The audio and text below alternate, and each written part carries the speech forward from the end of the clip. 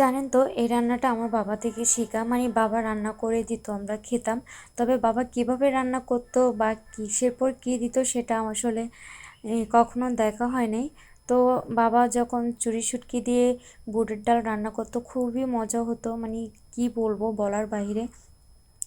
আপনারাও ট্রাই করে দেখবেন, চুরি শুটকি দিয়ে ডাল রান্না করাটা খুবই খুবই মজা হয়। তো গতকালকে যেহেতু বাজার বার ছিল, মাকে বলেছিলাম যে মাছ আনতে হবে না, তুমি ডাল আর চুরি শুটকি নিয়ে আসিও।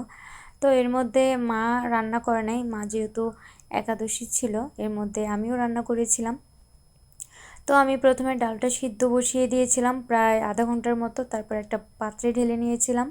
এর মধ্যে কড়াই গরম বসিয়ে দিয়েছিলাম, আর শুটকিটা আমি পরিষ্কার করে রেখেছিলাম। তারপর পেঁয়াজ কুচি, আদা বাটা, রসুন বাটা, এগুলো সব কিছু রেডি করে রেখেছিলাম।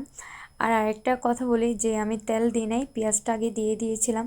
কারণ তেল দিলে কি মানে হতে একটু সময় সময় লাগে, আর যেহেতু পেঁয়াজটা যদি আমি আগে দিয়ে দিই তাহলে হচ্ছে পেঁয়াজটা একটু নরম হয়ে আসলে তেলের পরিমাণটা বোঝা যায় যে কতটুকু তেল মানে আমার প্রয়োজন হবে বা রান্নার প্রয়োজন হবে।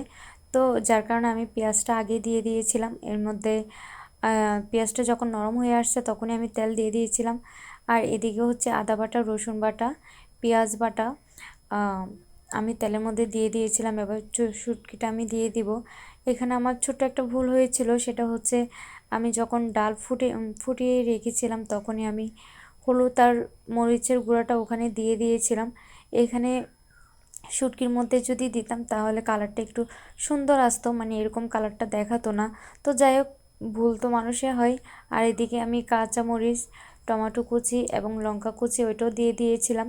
তারপর একটু ভালো করে নাড়াচাড়া করে নেব, যেহেতু একটু মাছটা শুটকিটা ভাজি হতে হবে, ভাজি না হলে একটু অন্যরকম মানে ঘ্রাণ বের হবে। তো যার কারণে আমি ভালো করে মাছটা ভেজে নিচ্ছিলাম, শুটকিটা। তো এর মধ্যে আমি যে ডালটা সিদ্ধ করে রেখেছিলাম ওই ডালটা আমি এখন দিয়ে দিব, কারণ প্রায় আমার রান্নার শেষের দিকে। তবে লাস্টে খুবই দেখতে অসাধারণ হয়েছিল আর খেতেও কিন্তু খুব মজা হয়েছিল। আমি আসলে চিন্তায় ছিলাম যে রান্নাটা কেমন হবে, কিন্তু না, ফাইনালি খুবই সুন্দর হয়েছিল। আর দেখতে যেরকম সুন্দর লাগতেছিল ঠিক তেমনই খেতেও অসাধারণ ছিল। আপনারাও অবশ্যই ট্রাই করবেন। আর কেমন হয়েছে আমার রান্না রান্না অবশ্যই কমেন্ট করে বলবেন।